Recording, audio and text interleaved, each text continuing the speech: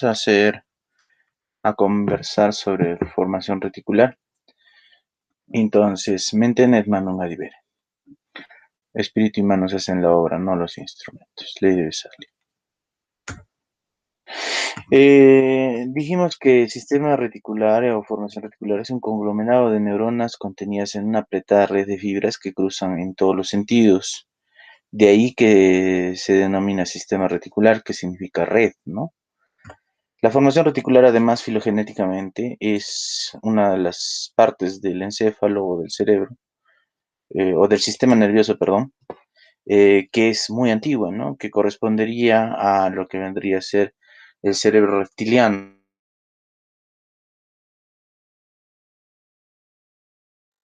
Sus funciones que se describen son control sobre el sueño y la vigilia, percepción del dolor, control de los movimientos y regulación de la actividad visceral, ¿no? Que vamos a describir en esta entrega. Se localiza a nivel del tallo encefálico.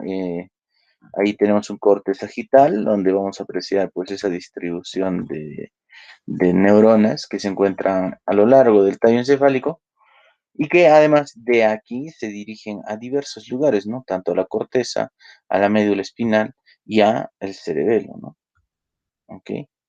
Es una fibra es una red compleja, ¿no? Entonces habíamos dicho que también que el sistema reticular funciona como una central hidroeléctrica, ¿no? Donde en el centro del tallo, estamos hablando del mesencéfalo, el puente y el médula oblongada, se encuentran los centros que van a controlar y que van a dirigirse hacia los diversos lugares de la corteza, el tálamo y el cerebelo, y a su vez también hacia la médula espinal, ¿ok? Entonces, si nosotros tenemos un corte en esta región, en el tallo encefálico, vamos a ver que el sistema reticular deja de funcionar y el cerebro se apaga, ¿no? Y el cerebro se apaga. Aquí vemos los centros importantes, ¿no? También vemos que el sistema reticular se encuentra relacionado con los estímulos visuales, estímulos auditivos, ¿no? Y estímulos espinales, ¿no? Estímulos espinales, específicamente los lados sensitivos, ¿no? Las fibras ascendentes, de dolor, tacto, dolor y temperatura, ¿no? Todos estos estímulos se dirigen a la formación reticular y de ahí son redistribuidos, amplificados y o correlacionados con sus áreas correspondientes en la corteza cerebral por mediante el tálamo, ¿no? Por mediante el tálamo. Entonces, toda la información entra hacia esta red y de esta red se dirige al tálamo y del tálamo se redirecciona a la corteza cerebral para tener una actividad, ¿no? Los grupos de núcleos que se encuentran relacionados con la formación reticular tenemos el área precerebral, el área del RAFE o los núcleos del RAFE, que son serotoninérgicos, los núcleos del grupo central, que son fundamentalmente, su neurotransmisor fundamental es el glutamato, los colinérgicos, los catecolaminérgicos, ¿no? Los colinérgicos los colinérgicos, acetilcolina, y los catecolaminérgicos, noradrenalina, los núcleos lateral parvocelular, el área parabraquial y el medular superficial, que son áreas fundamentales que vamos a ver más adelante, que están relacionadas con la respiración y el control de los movimientos viscerales, ¿no? Que se vamos a ver a continuación. En el área precerebral tenemos pues que el cerebelo, además, es un área interesante, ¿no? Que en el cerebelo describimos un área que era el paleocerebelo, que se encuentra relacionado con el tono muscular. ¿Ok? Ahí tenemos los núcleos tegmental, paramediano y lateral. Tenemos un tallo en su vista posterior, donde este es el mesencéfalo, la lámina cuadrigémina, los pedúnculos cerebelosos superiores. ¿Ok? Tenemos la médula oblonga, el piso del cuarto ventrículo, y aquí vemos, pues, estos núcleos que estamos describiendo, ¿no? Tenemos al núcleo tegmental, al núcleo paramediano y al núcleo lateral. Paramediano con relación a la línea media, ¿no? Que van a estar relacionadas con el área perecerebelar, ¿no? Y que van a ser parte de la vía espinocerebelo y paleocerebelo, ¿no? Cuando hablamos del sistema vigilia y sueño, o cuando hablamos del control de la función del sueño y de la vigilia, tenemos que describir primero qué es la vigilia, ¿no? La vigilia es el estado de despierto, donde un individuo va a tener relacionado diversas estructuras de esta formación reticular. Dentro de ellos tenemos el núcleo, el primer núcleo, que es el pedúnculo pontino, tenemos el núcleo tegmental central, o perdón, tegmental dorsal, y ambos se segregan acetilcolina, ¿no? Y que son responsables de la actividad en la vigilia. Adicional a esto tenemos que agregar ahí los núcleos, ¿no? Un núcleo importante que es el retículo pontino central oral y este azulito que aparece a nivel del puente, que sería el locus ceruleus, ¿no? El locus ceruleus que es noradrenérgico, ¿no? Estos núcleos, a estos núcleos se adiciona uno interesante, ¿no? En este corte sagital, donde esto de aquí es el quiasma óptico, este es la hipófisis, este es los cuerpos mamilares. Vamos a tener este núcleo que se encuentra entre los cuerpos mamilares y la hipófisis. Tenemos el túbero mamilar, el núcleo túbero mamilar, que es el que segrega histamina, ¿no? Histamina. Voy a verificar sonido, perdón. Ah, perfecto. Ok, el túbero mamilar. Adicional a esto, tenemos que saber que todas las fibras de la formación reticular ascienden pues al tálamo y específicamente a un núcleo, y es el núcleo más antiguo del tálamo y es el núcleo intralaminar, ¿no? Que se encuentra dentro del tálamo y que de ahí se redistribuye a diferentes áreas del tálamo para luego dirigirse sus señales a la corteza cerebral. Entonces, todos estos núcleos se relacionan de la siguiente manera: ascienden, pues como vemos, ascienden hacia este núcleo intralaminar mediante un tracto que es el tracto tegmental central. ¿Y qué va a formar? ¿Qué va a formar? Bueno, ahí veíamos que esta lineecita ascendía directamente a la corteza y es parte del locus ceruleus. Entonces el locus ceruleus, aparte de dirigirse pues al núcleo intralaminar del tálamo, también direcciona fibras directamente hacia la corteza. Y que pertenecen pues todas estas fibras al tracto tegmental central. ¿Ok? El tracto tegmental central es sinónimo de lo que significaría el sistema activador reticular ascendente, o el famoso SARA, ¿no? ¿Ok? Listo. El túbero mamilar, vemos aquí el túbero mamilar, el núcleo túbero mamilar que se encuentra en el hipotálamo, se va a dirigir o tiene fibras que se proyectan hacia la corteza cerebral, hacia el tálamo, específicamente al núcleo intralaminar y a diversas áreas del tálamo, así como fibras que se proyectan a este núcleo que es el pedúnculo pontino. Aquí vemos el núcleo pedúnculo pontino y que es parte del sistema activador reticular ascendente. Entonces, cuando nosotros producimos histamina, ¿no? En nuestro cuerpo, el sistema reticular ascendente se activa mediante este pedúnculo pontino, ¿ok?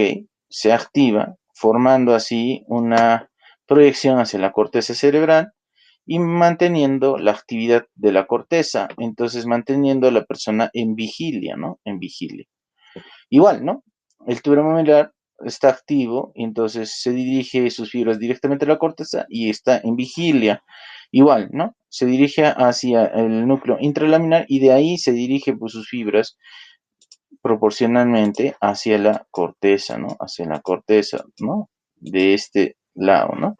Entonces, decimos que el túbero mamilar es un núcleo interesante o que está muy comprometido en lo que viene a ser el estado de vigilia, ¿no? De ahí que cuando nosotros consumimos un antihistamínico, o sea, eliminamos la histamina de nuestro organismo, pues el sistema de vigilia, nosotros vamos a estar vamos a entrar en un estado de somnolencia, ¿no? De somnolencia. Y esto es importante, ¿no? Esto es importante porque ya nosotros estamos viendo, estamos relacionando la formación reticular con los tratamientos que en algún momento se pueden entregar, ¿no? ¿Ok? Bueno, Y todo este sistema falla, bueno, el individuo entra en el estado de coma. Pero ¿cómo fallaría, no? ¿Cómo fallaría? Falla por diversos motivos, ¿no? Fallaría, por ejemplo, en el puente, fallaría en el mesencéfalo, o fallaría en la corteza cerebral o en el hipotálamo por diversos daños, ¿no? Diversos daños o lesiones. Por ejemplo, si hubiesen accidentes cerebrovasculares, traumatismos cráneoencefálicos que generen, por ejemplo, ¿no? Una hemorragia en el espacio subaracnoideo o una hemorragia o intrapial, perdón, una hemorragia intrapial, una hemorragia cerebral difusa, que sería esto, que está en la corteza cerebral. La corteza cerebral está desactivada debido a esta hemorragia por una inflamación, ¿no? Entonces, si todo el sistema reticular, a pesar de que esté activo y que no haya daño en estos núcleos, sigue enviando señales de activación a la corteza, pero la corteza no responde, por consiguiente el sujeto va a estar en estado de coma, ¿no? En estado de coma, o sea, que es importante para toda la actividad cerebral que esté funcionando todos estos elementos que se han mencionado. Los núcleos que se encuentran en el puente, los núcleos que se encuentran en el mesencéfalo, el tálamo, la sustancia estriada, ¿no? Y lo que viene a ser la corteza cerebral, así como pues el hipotálamo, ¿no? Entonces, todo este sistema funciona concatenadamente. Si uno de estos falla, el individuo entra en estado de coma, ¿no? Ya, y vamos a ver cuándo se clasifica, cómo se clasifica, porque existe para la clasificación del coma lo que significa la apertura ocular, la respuesta verbal, la respuesta motora, ¿no? Podría ser una de las tareas para el siguiente encuentro, ¿no? Ok, bueno. Sin embargo, cuando el individuo se encuentra en vigilia, nosotros podemos saber cuando está en vigilia, es cuando, por ejemplo, nosotros colocamos electrodos en la corteza cerebral, ¿no? Vamos a borrar primero, perdón, toda nuestra hemorragia, la borramos. Y nosotros colocamos unas estructuras que se usan en la neurología, en la neurociencia, que se llaman electrodos corticales o electrodos de cráneo, electrodos de corteza, ¿ok? Que se distribuyen en toda la corteza cerebral y esto se llama el electroencefalograma, ¿no? El electroencefalograma. Hablar del electroencefalograma nos habla acerca de la actividad cerebral, ¿no? La actividad cerebral. ¿Cómo vemos la actividad cerebral en el electroencefalograma? Bueno, nosotros tenemos ahí estas ondas que acaban de aparecer ahí, estas ondas con una frecuencia entre 8 y 12, son ondas de tipo alfa, ¿no? Estas ondas de tipo alfa es cuando el individuo está despierto, pero relajado, ¿no? Relajado. Puede ser con los ojos cerrados, ¿no? Despierto con los ojos cerrados, tenemos una frecuencia entre 8 y 12 de Hz de las ondas que pueden percibirse por este encefalograma, por este electroencefalograma, perdón, ¿no? Pero cuando nosotros entramos en actividad, o sea, cuando el individuo se abre los ojos, cuando el individuo abre los ojos, esta frecuencia de ondas incrementa en cantidad de números, no en amplitud, sino en número de frecuencia. Y va a ser mayor a 12 y estaríamos en una frecuencia beta, ¿no? En una frecuencia beta.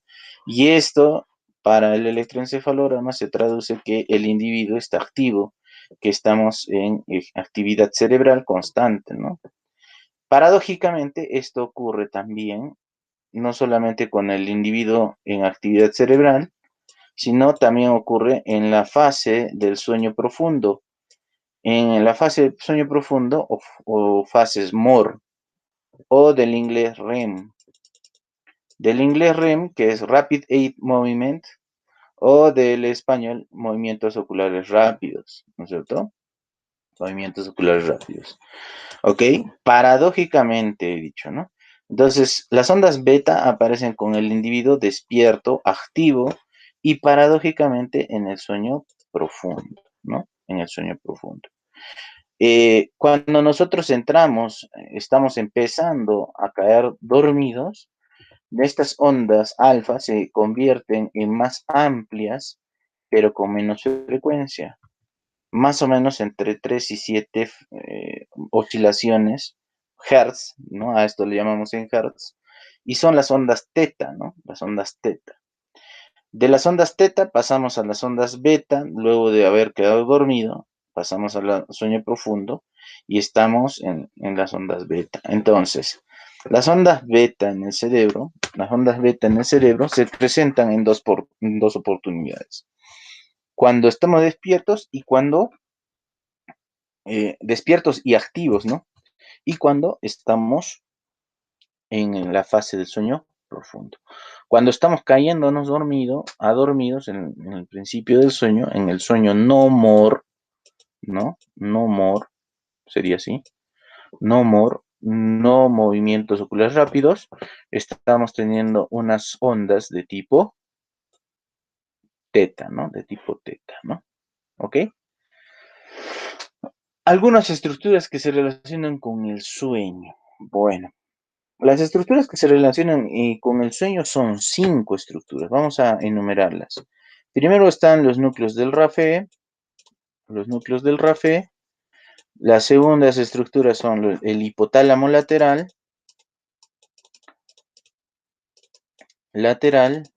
Tercero, estaríamos el núcleo supraquiasmático. ¿Ok? El cuarto sería los núcleos pedúnculo pontino. ¿Ok? Y el número 5 estaría el área preóptica, ¿no? El área preóptica,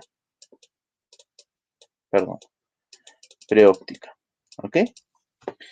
Entonces, las estructuras que se relacionan con el sueño son 5. Los núcleos del RAFE, el hipotálamo lateral, el núcleo supraquiasmático, los núcleos pedúnculo pontino y el área preóptica, ¿ok? El área preóptica. Entonces vamos a diseñar. Aquí vemos un esquema de lo que es los núcleos de la formación reticular y cada uno con su neurotransmisor que establece su función, ¿no? Su función.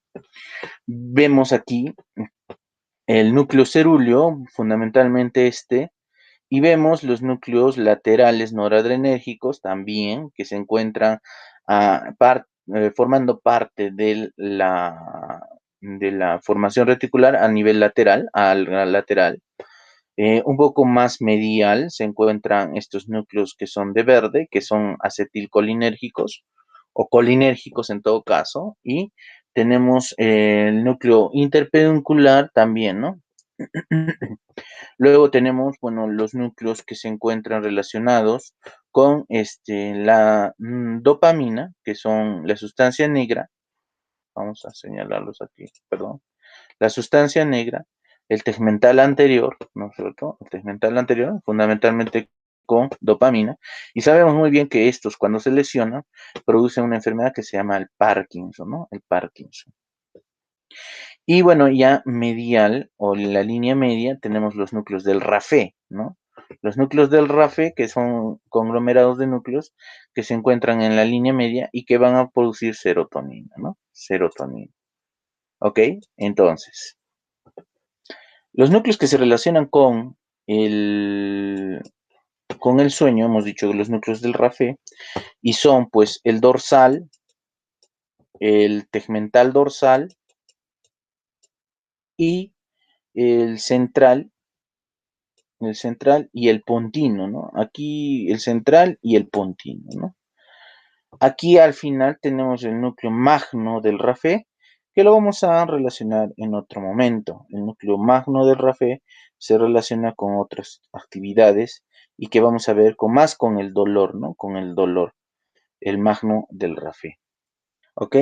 El dorsal, el tegmental dorsal, el central y el pontino, ¿no? El central y el pontino.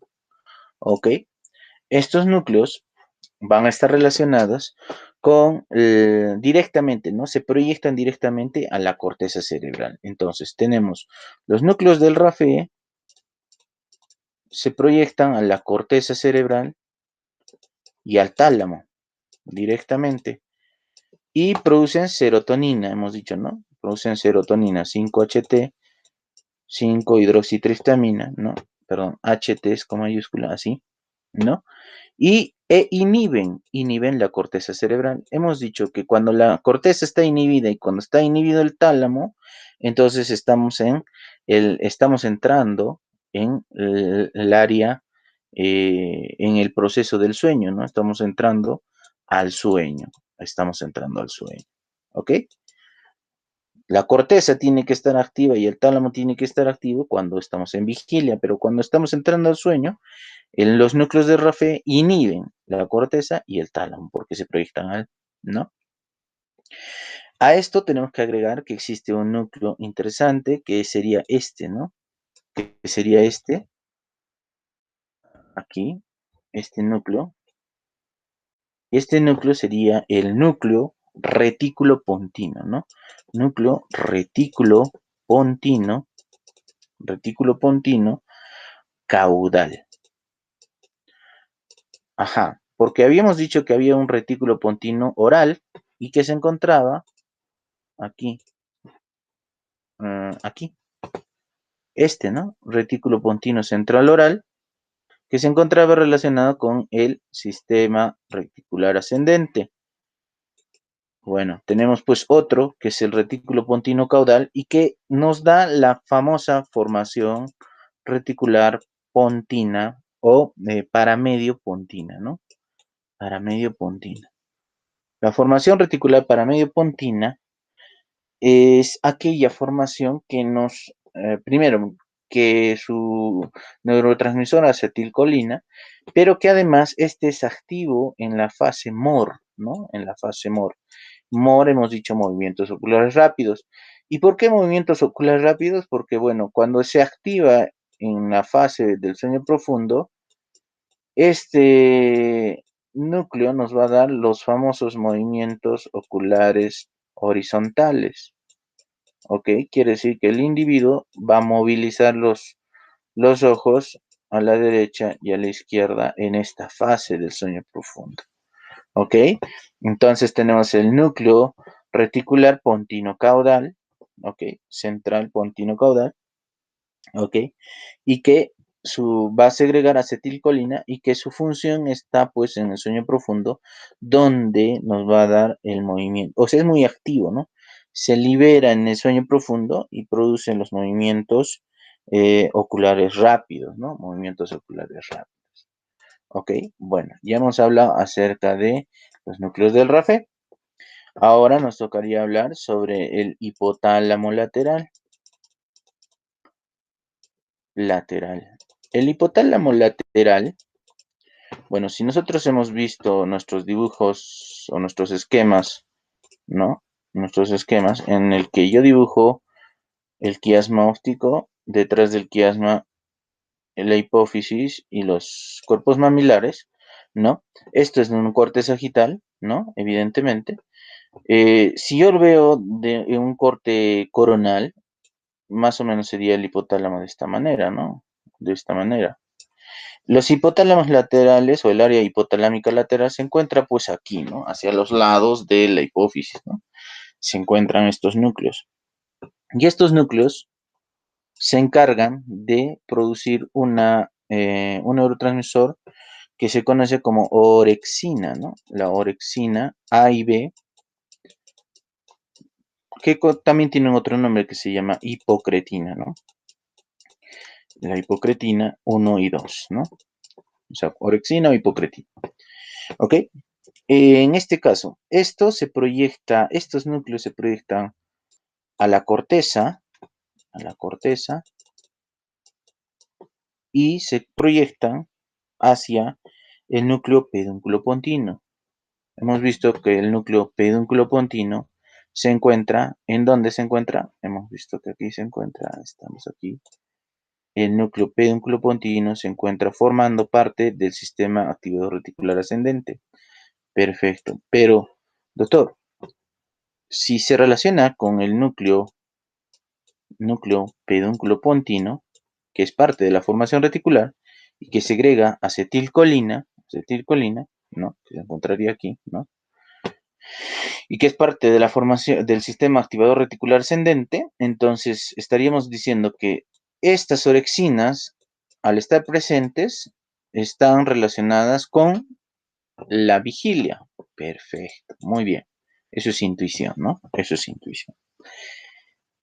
Las orexinas y las hipocretinas pues están relacionadas directamente con la activación, o sea, quiere decir que activan o forman de forma positiva a estos dos lugares, ¿no? De aquí al SARA, ¿no? De aquí al sistema activador reticular ascendente y de la corteza cerebral, pues una actividad cerebral, ¿no? ¿Por qué se menciona estos dos importantes? Porque cuando está estos hipotálamo lateral, estas sustancias, las orexinas o hipocretinas, están disminuidas, nos da una enfermedad que se conoce con el nombre de narcolepsia. Bueno, narcolepsia.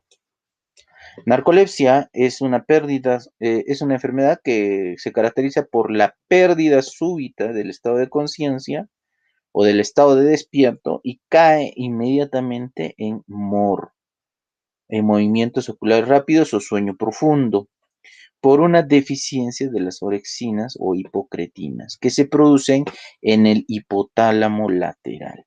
O sea, quiere decir que voy a entrar en sueño si existe disminución de la orexina y la hipocretina. Pero ¿cómo, doctor? ¿Cómo voy a llegar a eso? Es fácil.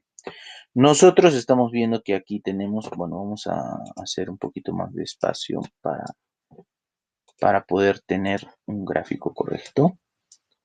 Hemos dicho que esto es el quiasma, esto es la hipófisis, esto es los cuerpos mamilares, este es el hipotálamo, ¿no es cierto? Bueno, nosotros sabemos que este quiasma óptico se relaciona a un nervio que se dirige en dirección del globo ocular, ¿no? Más o menos sería el globo ocular así. Y este globo ocular además recibe en una parte del globo ocular en la retina, ¿no? Como nervio craneal 2, ¿no es cierto? El nervio óptico en la retina recibe información de la cantidad de luz que existe afuera, ¿no? Vamos a poner un foquito en sinónimo de luz, ¿ok? En sinónimo de luz, ¿ok? Entonces, esta luz se proyecta sobre la retina y la retina, pues, se proyecta directamente a las células ganglionares que se encuentran como parte de la configuración histológica de esta parte o de esta porción y se proyecta sobre un núcleo. Y este núcleo se conoce como el núcleo prequiasmático, ¿ok? El núcleo prequiasmático o supraquiasmático, perdón, ¿no? El núcleo supraquiasmático, que lo hemos mencionado como la tercera parte de, este sería 3, el núcleo supraquiasmático, que se relaciona con el sueño, nosotros, el núcleo supraquiasmático. Pero el núcleo supraquiasmático también es denominado como el relojero cerebral.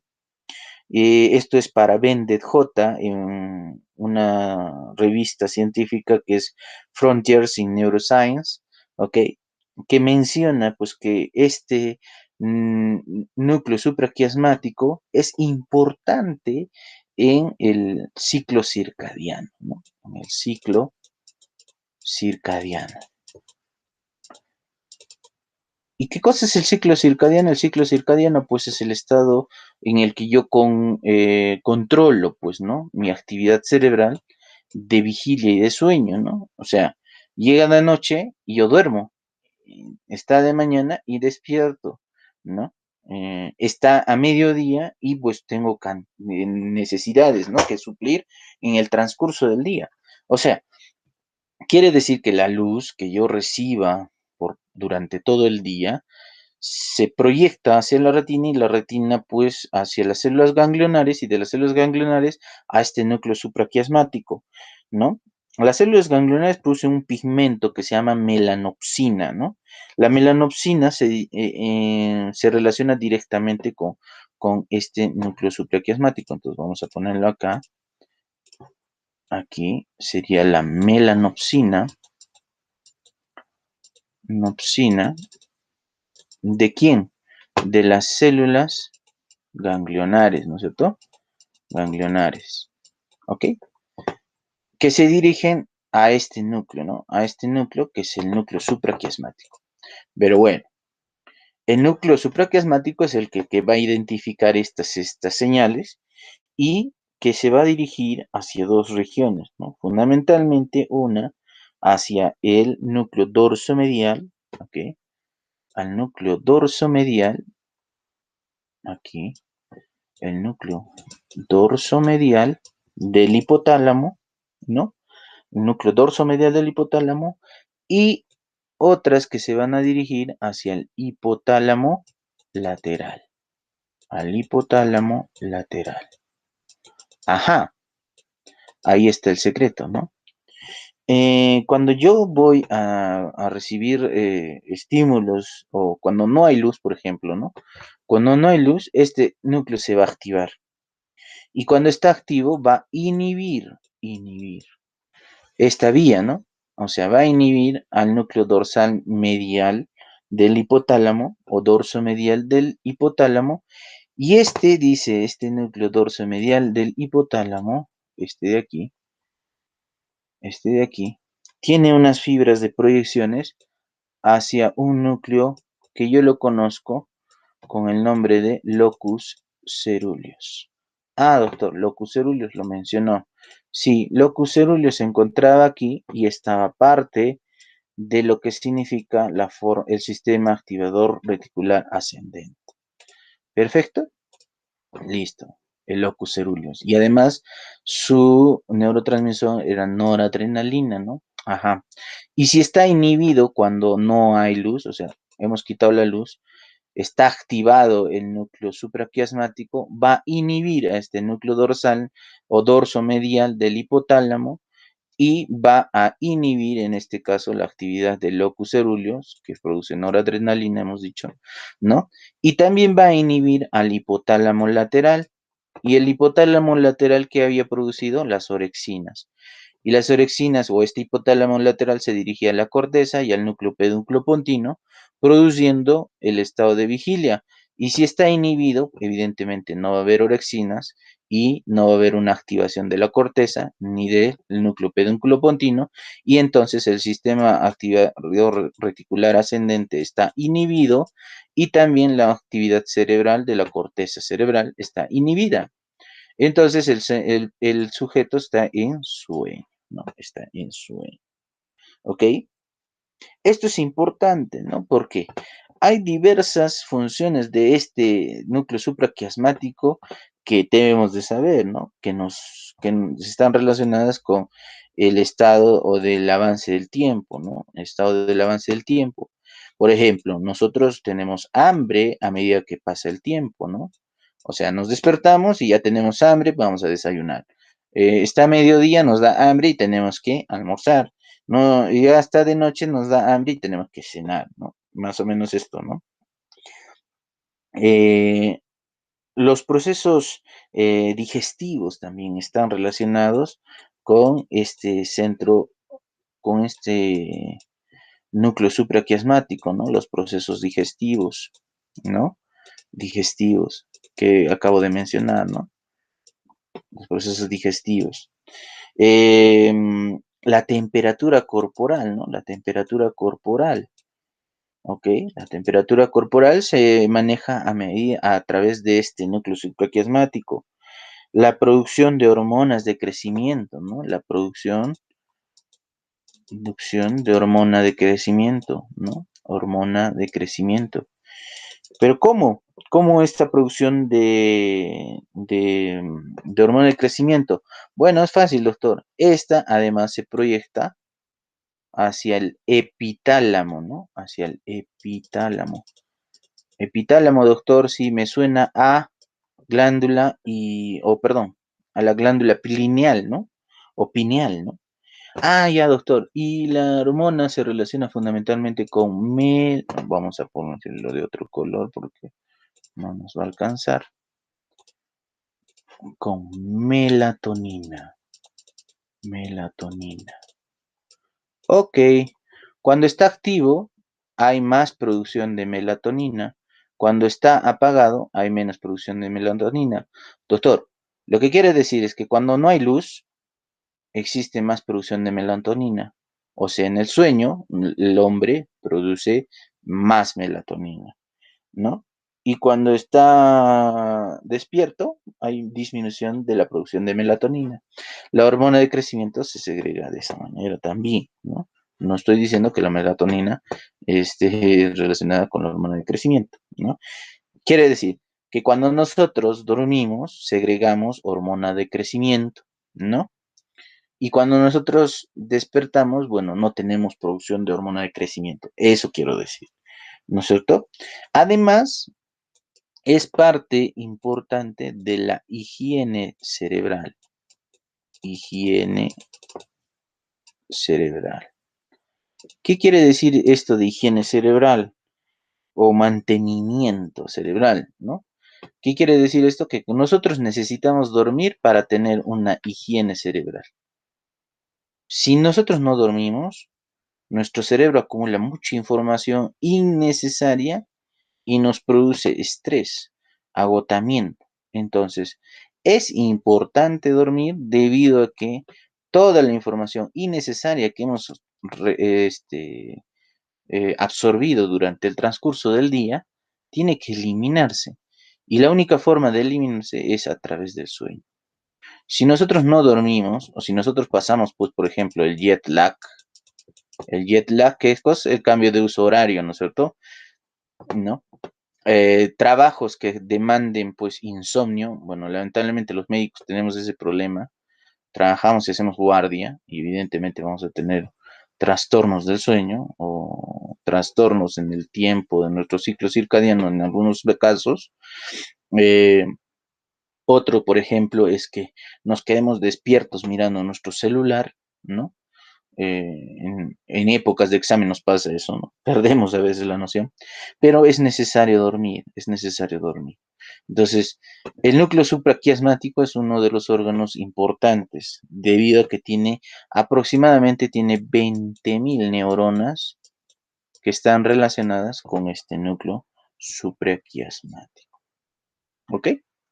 El núcleo pedúnculo-pontino también está imbrincado, pues bueno, en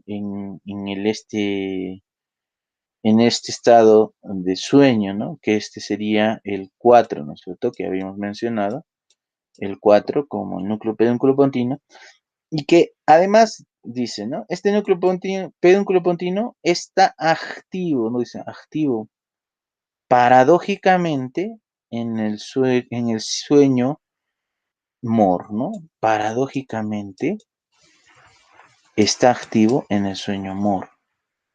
Paradójicamente está activo en el sueño MOR. Bueno, ahora vamos a hablar del núcleo pedúnculo-pontino. En este momento, primero vamos a hablar del área preóptica, ¿no? El área preóptica. Bueno, hasta ahí yo creo que está claro.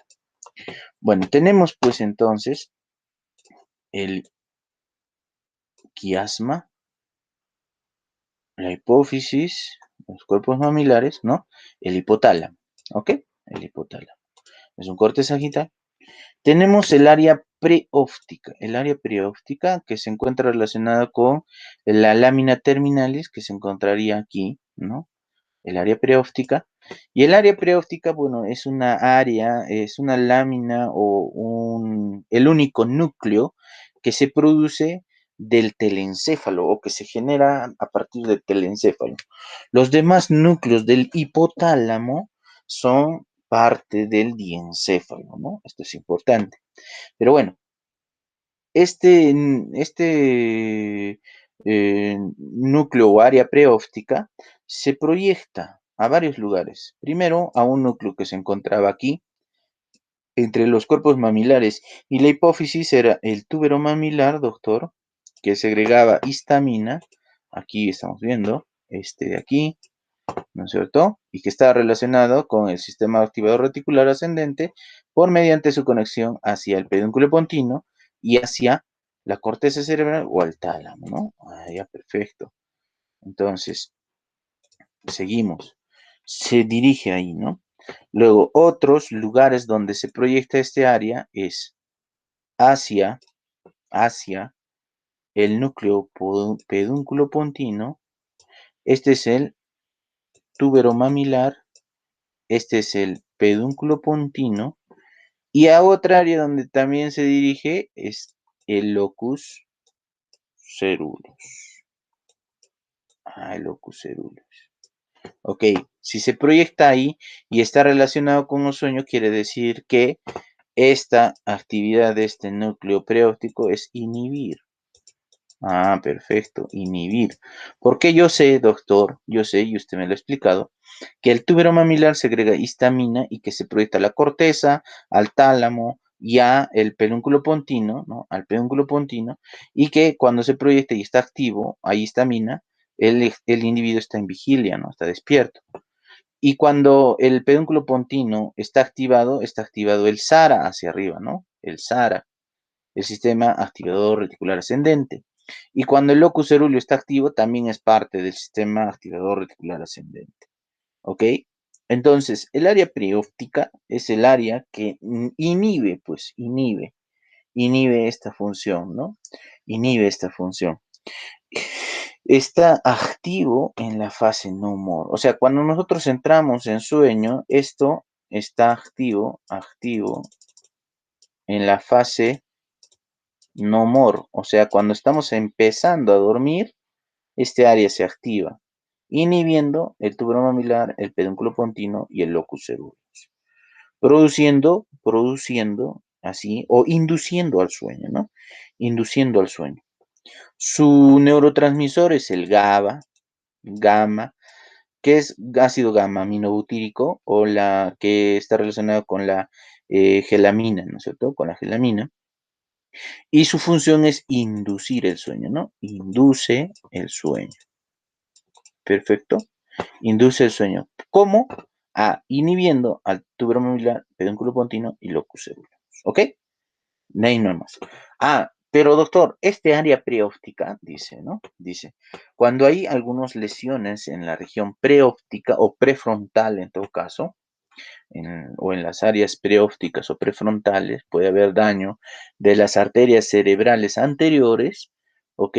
Puede estar roto, ¿no? Puede estar roto o isquémico o hemorrágico y demás. Produce pues el trastorno del insomnio. Insomnio, ¿ok? Produce trastorno del insomnio. ¿Estamos?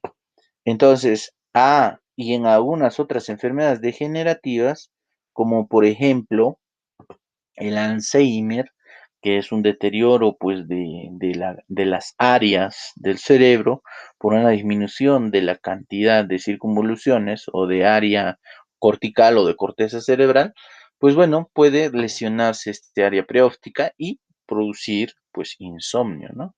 Entonces, normalmente los pacientes que tienen o los individuos que tienen Alzheimer también tienen insomnio, ¿no? Insomnio. ¿Ok? Esto es importante por ahí, ¿no?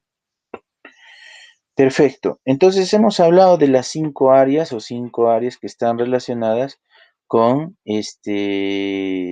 con el sueño, ¿no? Para hacer un resumen, en el sueño no moro no REM están activos los núcleos del RAFE que producen serotonina y se proyectan a la corteza y al tálamo y nos da además la capacidad del sueño, ¿no? O los sueños. ¿No? Las ensoñaciones. Ahí vemos que este núcleo que está relacionado con la acetilcolina, el núcleo retículo pontino caudal, que da la formación para medio pontina, que es relacionada con los movimientos oculares rápidos cuando se libera, entrando ya en la fase de sueño profundo. El núcleo retículo pontino caudal, ese mismo que acabamos de mencionar, ¿no? Entonces, el hipotálamo lateral hemos dicho que produce orexina A y B o hipocretina 1 y 2 y se proyectan a la corteza y al núcleo pedúnculo pontino y activan pues el sistema activador reticular ascendente y que en su deficiencia de la orexina y de la hipocretina puede producir la narcolepsia, ¿no? La narcolepsia. Ahí vemos el núcleo pedúnculo pontino que hemos descrito con el, el tracto tegmental central, que sería este, que son parte del SARA, ¿no? Del SARA, sistema activador reticular ascendente. ¿Nosotros? El núcleo supraquiasmático lo hemos desarrollado, el núcleo supraquiasmático que es el relojero cerebral, que hemos dicho que nos da la capacidad de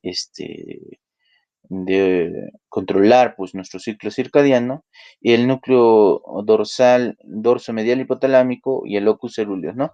Hemos visto de que el núcleo supraquiasmático se dirige hacia el hipotálamo lateral y al núcleo dorso medial hipotalámico, y del dorso medial hipotalámico además se dirige al locus cerúleo. El núcleo supraquiasmático cuando está activo inhibe, ¿no? Inhibe estos dos, produciendo así disminución de las orexinas en este caso, ¿no? Orexinas, disminución de las orexinas, por consiguiente, disminución de actividad en la corteza cerebral y en el núcleo pedúnculo-pontino, y en el núcleo dorsomedial, disminución de la actividad del locus coeruleus o noradrenérgico, ¿no? O noradrenérgico, entrando pues así al sueño, ¿no? Entrando así al sueño, ¿no? Ahí vemos la actividad, ¿no? Este es el núcleo supraquiasmático, ¿no? El núcleo supraquiasmático que se proyecta al núcleo dorsomedial del hipotálamo, y este a su vez se dirige, pues bueno, al locus coeruleus que se encuentra ahí, y disminuye pues la actividad del sistema activador reticular ascendente, ¿no? Estamos el núcleo locus coeruleus, que hemos dicho que es un núcleo que sus fibras, además, lejos de irse solamente al tálamo, también se dirigen directo, o que también van directamente hacia la corteza cerebral, ¿no? Hacia la corteza cerebral. El núcleo pedúnculo pontino está activo en los sueños, en la actividad del sueño profundo, ¿no? Está muy activo, ¿no? Paradójicamente, ¿no? En el sueño profundo, y el área preóptica es la que nos da, pues, nos induce al sueño, ¿no? Y que su neurotransmisor es el ácido gamma aminobutírico, y que, pues, bueno, nos da inhibición de diversas áreas, ¿no? Como por ejemplo el túbulo mamilar, el pedúnculo pontino y el locus coeruleus, ¿no? Ahí vemos el área preóptica, el túbulo mamilar, ¿no? El locus coeruleus y el pedúnculo pontino, ¿no? Y el pedúnculo pontino, y estas fibras pues son inhibidas por el área preóptica del hipotálamo, ¿no? Del hipotálamo, que hemos dicho que este área preóptica del hipotálamo es el único núcleo que es del telencéfalo, ¿no? Telencéfalo. No sé qué pasa con mi mouse, van a disculpar. Voy a escribirlo bien. Bueno, eso no soy yo, sino es el telencéfalo. ¿Ok? Es el único núcleo del telencéfalo, ¿no? Los demás núcleos del hipotálamo son del diencéfalo, ¿no? Del diencéfalo. ¿Ok? Bueno, ahí vemos cómo se están relacionando. Hablemos pues del sueño profundo. Para hablar del sueño profundo tenemos que hablar del pedúnculo pontino y el tegmental central. Doctor, ¿dónde está el tegmental central y el pedúnculo pontino? Pues bueno, cuando nosotros hemos mencionado, el pedúnculo pontino se encuentra acá y el tegmental dorsal o tegmental central se encuentra acá en el mesencéfalo, ¿nosotros? Listo, en el mesencéfalo. Entonces, estos dos núcleos se encuentran en el grupo central, ¿no? En el grupo central, y eh, estos además se proyectan a un área talámica, ¿no? Cuando nosotros entramos en el sueño profundo, luego de haber pasado por el área de onsoniación e inhibir al pedúnculo pontino para la producción o para la activación del sistema activador reticular ascendente, inmediatamente que se libera en el sueño profundo, produciendo actividad. Y esta actividad se dirige hacia un área que es el área, al núcleo reticular talámico o lateral talámico, ¿no?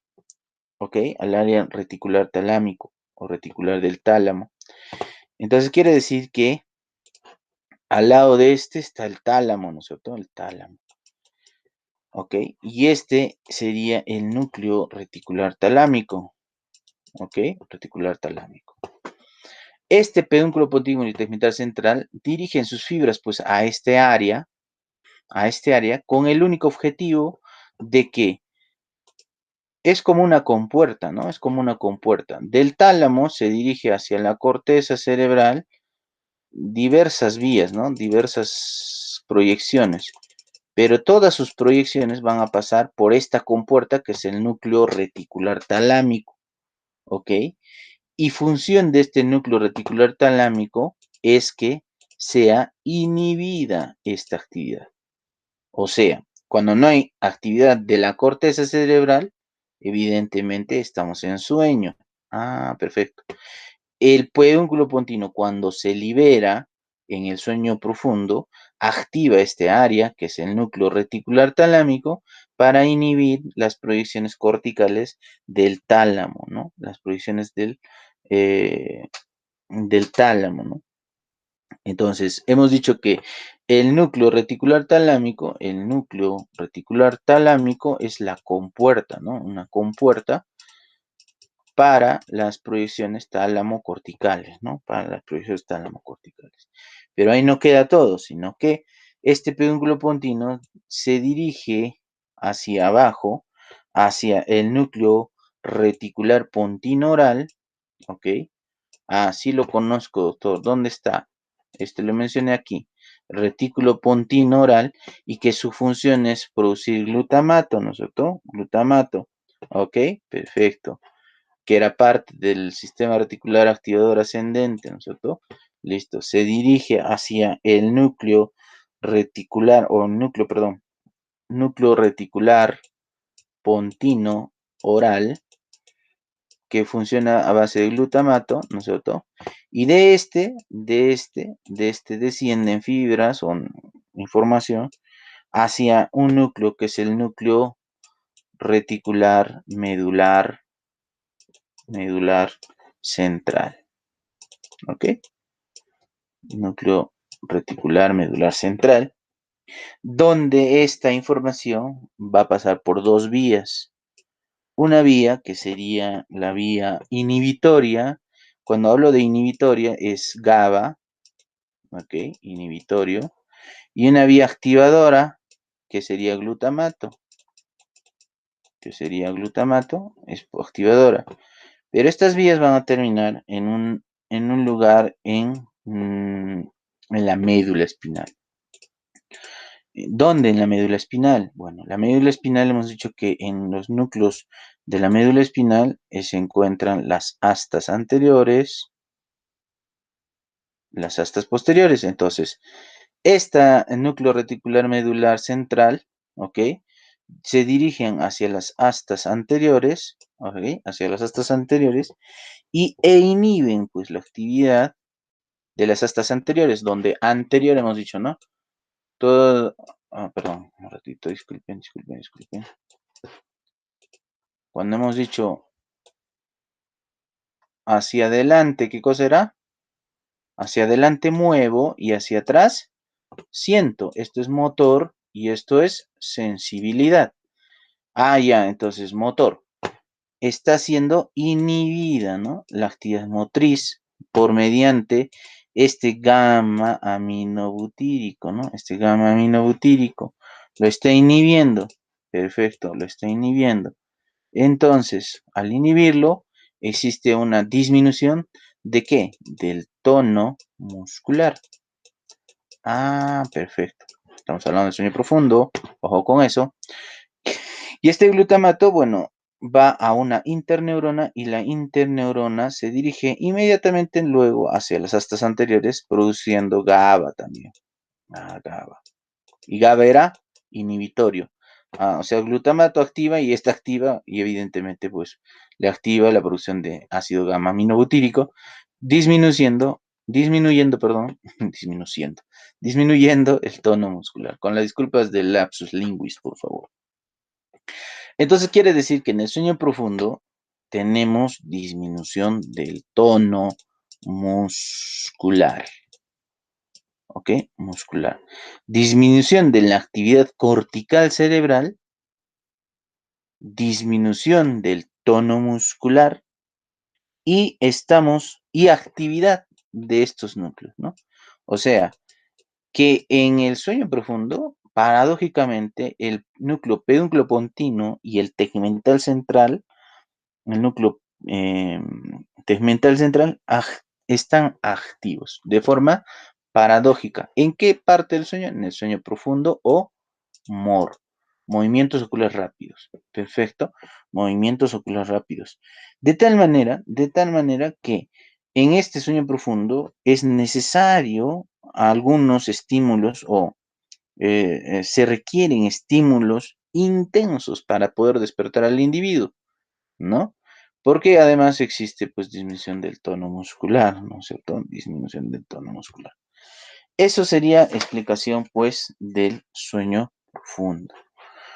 Nos falta explicar funciones sobre el control de los movimientos, ¿ok? El control de los movimientos. Percepción del dolor, vamos a hablar, control de los movimientos y visceral. Entonces, vamos adelante. En cuanto a la percepción del dolor. En la percepción del dolor se encuentran los núcleos del RAFE y como segundo se encuentran los núcleos centrales. Los núcleos centrales tenemos el pontino oral, el pontino caudal,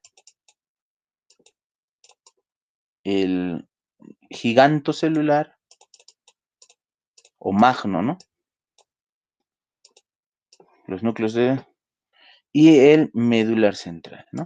Medular central. ¿Ok? Estas áreas están relacionadas con un tracto que es el tracto espinotalámico. Entonces, vamos aquí. El dolor. Los núcleos del RAFE, el núcleo pontinoral caudal y el giganto celular. El medular central. Ahí a estos núcleos centrales se dirige el tracto espino-reticular. Quiere decir, espino-reticular quiere decir es que va de la médula espinal hacia la formación reticular en la formación central. ¿Ok? Esta información va directamente, la información del dolor va directamente al núcleo. ¿A dónde se dirigen las fibras reticulares? Al tálamo. ¿A qué? Al núcleo intralaminar, ¿no? Intralaminar. Y del tálamo, ¿a dónde se dirige? Hacia la corteza cerebral. Específicamente a qué área de la corteza cerebral. Bueno, ahí tenemos, ¿no? Este es un corte sagital donde tenemos este área y este área es la corteza del cíngulo, ¿no? Del cíngulo, ¿ok? A la corteza cingulada, ¿no? A la corteza cingulada, ¿ok? Donde lo que vamos a recibir es una información del dolor de tipo lenta, difusa, de baja intensidad y probablemente emocional, ¿no? Emocional, ¿ok? Entonces, el tacto reticular o espino reticular se encuentra pues en los tractos que se encuentran relacionados con la médula, más o menos sería así, y estaría en la cara lateral y anterior, ¿no? Esto de aquí sería el tracto reticular o espino reticular, ¿no? Espino reticular, que se dirigen hacia los cordones anteriores y laterales, ¿no? Anteriores y laterales. Pero bueno, el núcleo de RAFE, los núcleos del RAFE producen serotonina, ¿no? Serotonina. Y la serotonina inhibe, dice, ¿no? Inhibe. ¿Pero qué cosa va a inhibir? Ajá. Inhibe un área que se conoce como las astas posteriores. Ah, astas posteriores, doctor. ¿Qué cosa era astas posteriores? Sensibilidad, ¿no? Se dirige aquí y produce inhibición, ¿no? Inhibición. Inhibición de la vía sensitiva la vía sensitiva tiene un ganglio y esta termina así formando ambos el nervio radicular o la raíz nerviosa, ¿no es cierto? El ganglio es posterior, ¿no es cierto? Aquí. Y en este área tenemos la producción de sustancia P y de glutamato, que es activador, ¿no? Para la sensibilidad específica general, ¿no?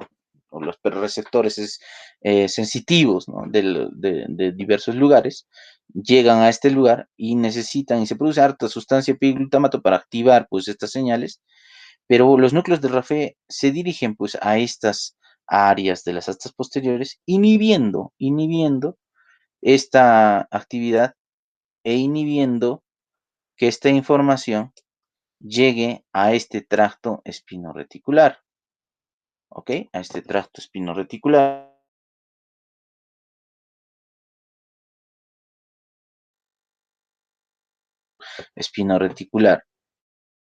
los núcleos del RAFE, ¿no es cierto? Existe otra forma como el núcleo del RAFE se activa, ¿no? Hacia aquí arriba dibujaríamos un mesencéfalo, que sería un triangulito, donde estamos el acueducto mesencefálico, y alrededor del acueducto mesencefálico se encuentra la sustancia gris periacueductal, ¿no? Sustancia gris periacueductal, ¿no? Periacueductal, que encarga de recibir información de las encefalinas, ¿no? Al revés la flechita, perdón. Al revés la flechita. Tendría que ser información de las las encefalinas o opioides, ¿no? Opioides, como por ejemplo las endorfinas, ajá, activan este área y este área activa a los núcleos del RAFE. Los núcleos del RAFE activan la serotonina e inhibe la recepción del dolor a este nivel, disminuyendo la sustancia piriglutamato y así disminuye la información del dolor o nocicepción, ¿ok? Disminuye la información del dolor o nocicepción. Adicional a esto, existen los núcleos laterales noradrenérgicos o los núcleos noradrenérgicos. Dentro de ellos está el locus coeruleus y están los núcleos que se encuentran en el mesencéfalo, en el puente y en la médula oblongada, que producen noradrenalina y epinefrina y adrenalina, ¿no? O noradrenalina y adrenalina, ¿no? Estos noradrenérgicos, ¿no? Núcleos laterales noradrenérgicos se encuentran activos. La noradrenalina entonces activa a los núcleos del RAFE y los núcleos del RAFE activan o inhiben por mediante serotonina, inhiben el dolor, ¿no? Eh, entonces, ¿qué pasa cuando nosotros tenemos una descarga noradrenérgica? Nosotros sentimos menos dolor. Cuando estamos en un estado de emergencia, cuando tenemos un riesgo para nuestras vidas, nuestro estado emocional, nuestro estado de respuesta cerebral es pues que tenemos un trastorno de necesidad vital, ¿no? Entonces, nuestro organismo lo que va a hacer es producir mucha noradrenalina. Estos núcleos se activan, los núcleos del RAVE se activan y obviamente percibimos el dolor de forma despacio, ¿no? O casi disminuida en su potencial efectivo, ¿no? En su potencial activo. Los núcleos del RAFE, la sustancia P, ¿no? Bueno, eso en cuanto al dolor. Vamos en cuanto a hablar acerca de el control de los movimientos. Entonces, el control de los movimientos. Vamos a borrar esto. En el control de los movimientos, tenemos pues los tractos retículo espinal, vestíbulo espinal y córtico espinal. Estos tractos están relacionados con el movimiento, ¿no? El retículo espinal y el vestíbulo espinal es fundamentalmente del tono, ¿no? Del tono muscular o la postura, ¿no? La postura, ya hemos visto, ¿no? La postura. Musculatura axial fundamentalmente. En cambio, los córtico espinal está relacionado fundamentalmente con los movimientos finos de las extremidades, ¿no? Finos, los movimientos finos. ¿Y qué cosas son los movimientos finos, no? El pinzamiento digital y esas cosas, ¿no? Movimientos, ¿no? Entonces, a nivel del puente, ¿no? A nivel del puente de Baroli, tenemos el núcleo reticular pontino caudal, ¿no? Oral y caudal, ¿no? Oral y caudal. Pontino, oral y caudal, ¿no? A nivel del bulbo o la médula oblongada tiene las olivas vulvares, ¿no? Más o menos es como una especie de flor o algo así, ¿no? Como una florecilla. Tenemos un núcleo que sería el núcleo gigantocelular.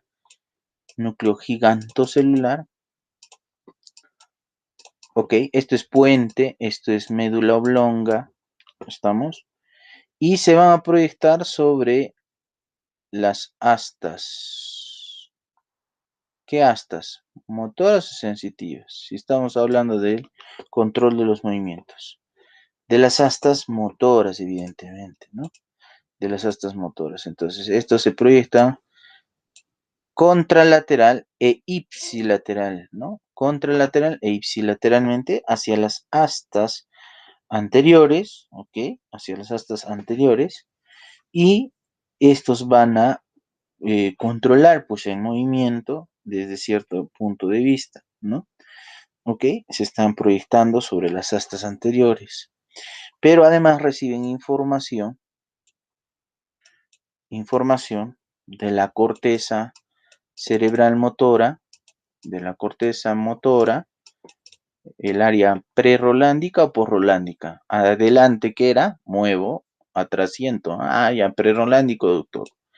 El área motora, la corteza motora, los núcleos pedúnculo pontino. ¿Qué cosa hemos dicho que es el pedúnculo pontino? Acetilcoline o colinérgicos, ¿no? Colinérgicos. El cerebelo, ya, el vestíbulo espinal, el cerebelo, ¿no? Y la médula espinal, ¿no?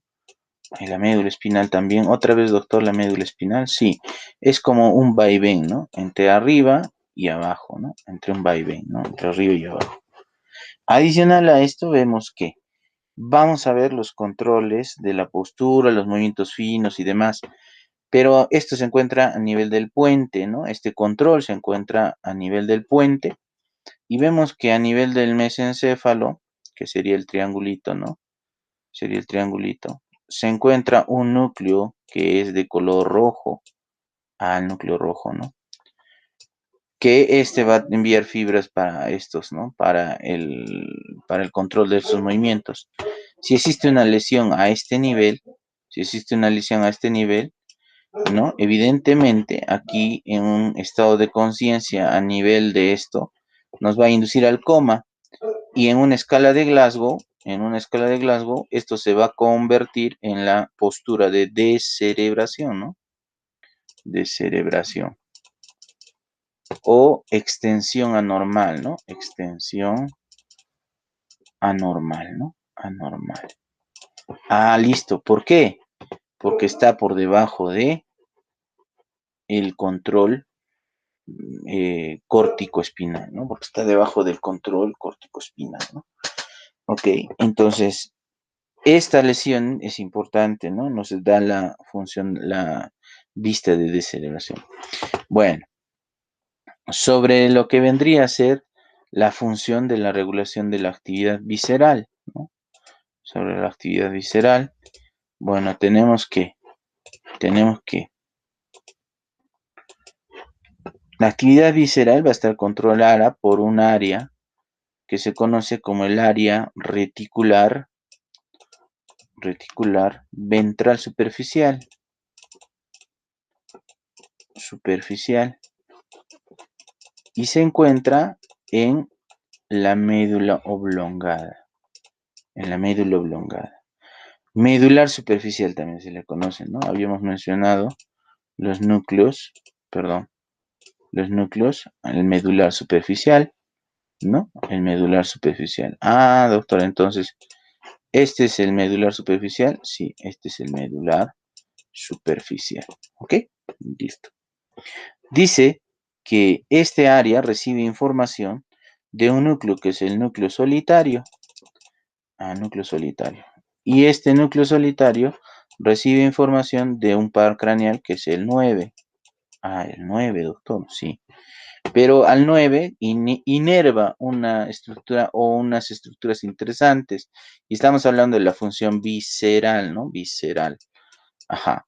Unas estructuras interesantes que se conoce como la carótida, ¿no?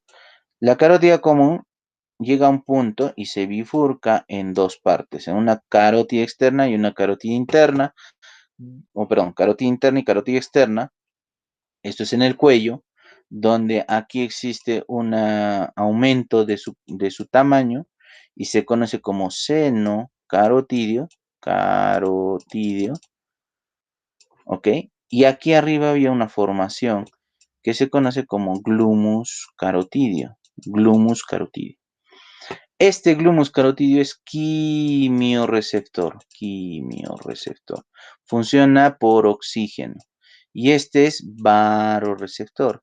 Baroreceptor y funciona a cambio de la presión arterial, ¿no? De la presión arterial.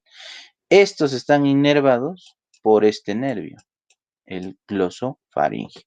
El glosofaringio lleva la información al núcleo solitario y el núcleo solitario lleva la información a este área, ¿no? Que es el área ventral superficial que se encuentra en la médula oblongada.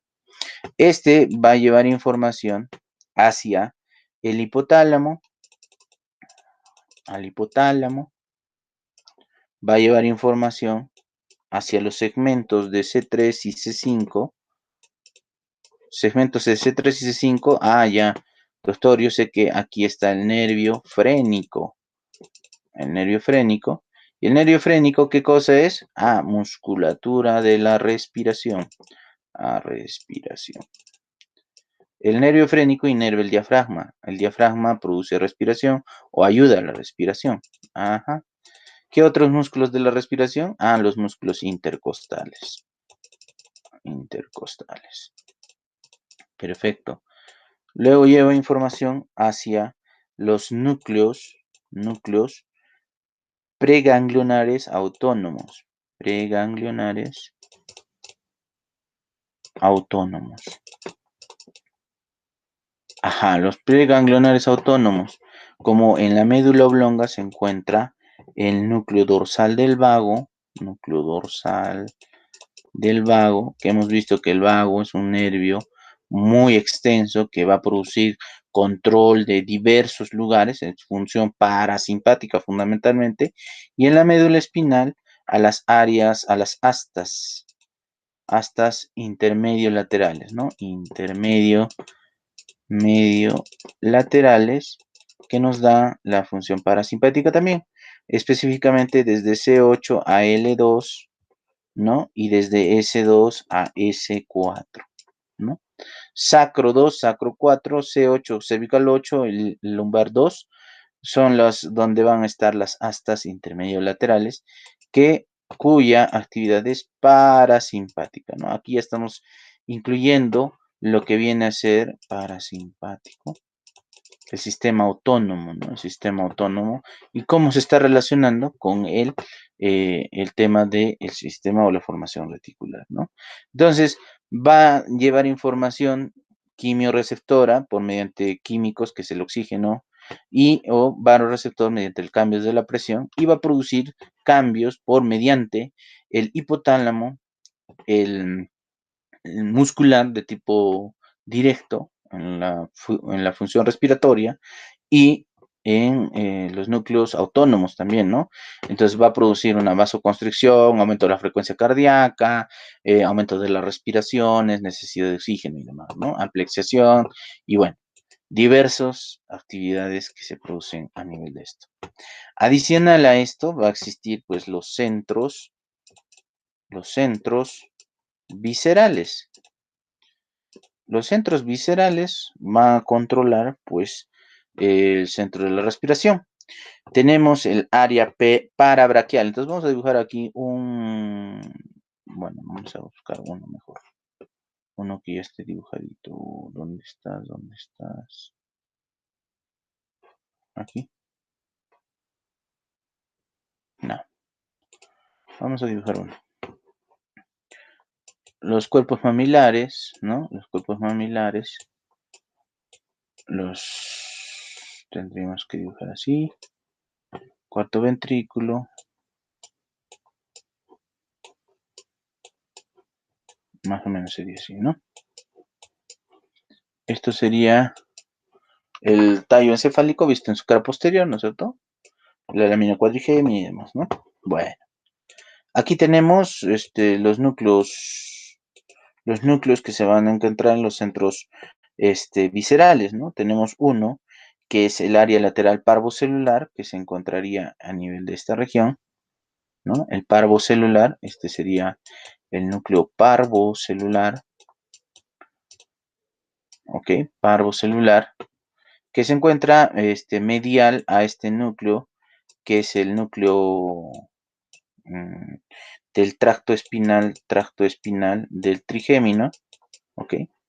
¿Ok? El núcleo parvocelular, que lo hemos mencionado como parte de los núcleos que funcionan, ¿no? El lateral parvocelular, que está aquí, ¿ok?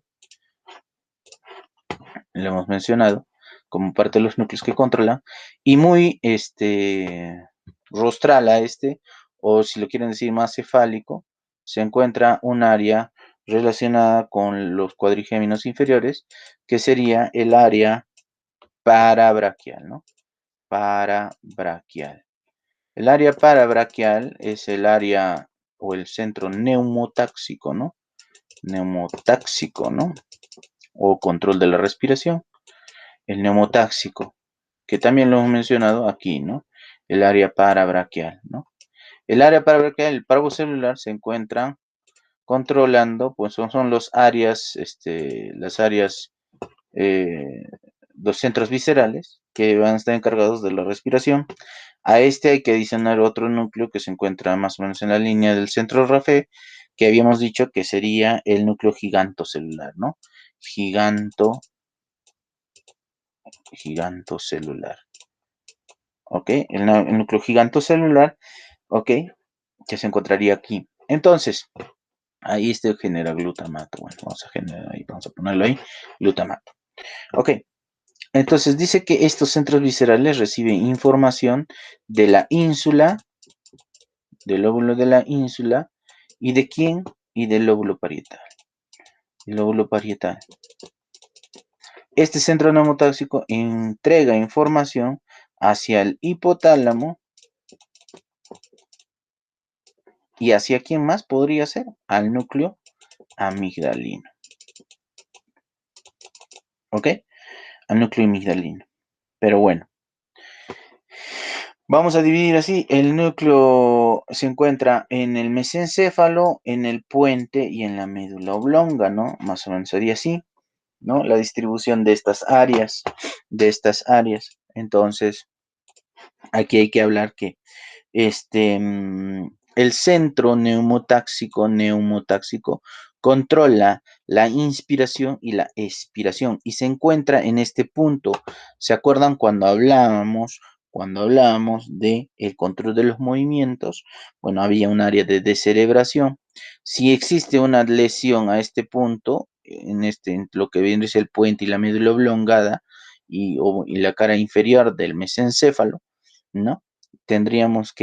Estábamos hablando de la postura de descerebración. Y este neumotóxico, el centro neumotóxico, también estaría alterado.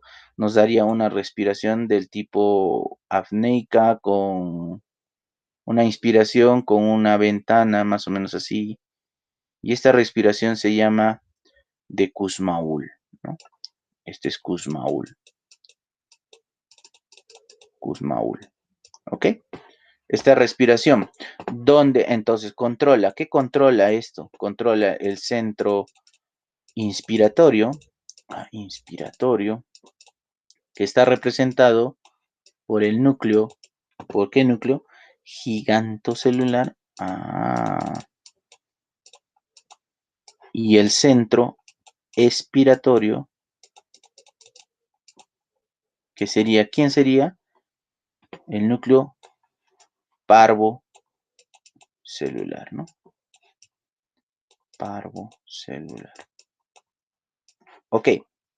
El centro neumotáxico es el área parabraquial, controla al centro inspiratorio, que es el gigantocelular. Inspiratorio quiere decir que va a aumentar o va a producir un aumento de volumen inspiratorio, entonces quiere decir que está activo, por eso glutamato es positivo aquí, ¿no? Y el centro expiratorio, ¿no? Que es el núcleo parvocelular, que estamos viéndolo aquí, ¿no? Parvocelular, y cuando hay un daño en este nivel, produce pues la respiración de Kussmaul, ¿no? De Kussmaul, donde esto es una inspiración y se mantiene en una meseta y luego empieza otra vez y se mantiene en una inspiración forzada en meseta y luego hay una expiración, ¿no? Algo así sería, ¿no? Lo que el paciente o el individuo haría, ¿no? El individuo haría, ¿no? Entonces, existen otras áreas